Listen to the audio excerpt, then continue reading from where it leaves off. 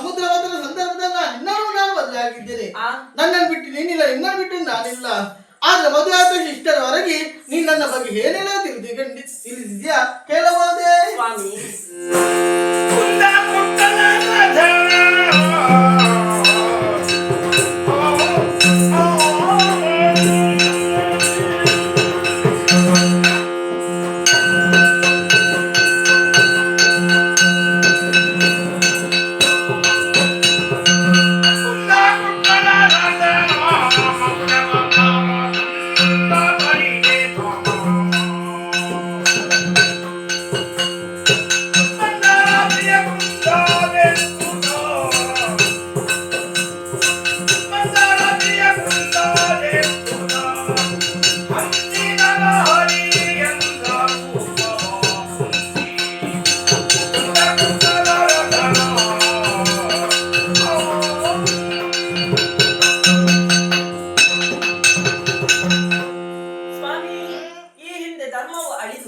ಅಧರ್ಮವು ತಾಂಡವವಾಡುತ್ತಿದ್ದಂತಹ ಸಂದರ್ಭ ಅದೆಷ್ಟು ಅವತಾರಗಳನ್ನು ತಾವು ಎತ್ತಿದವರಿದ್ದೀರಿ.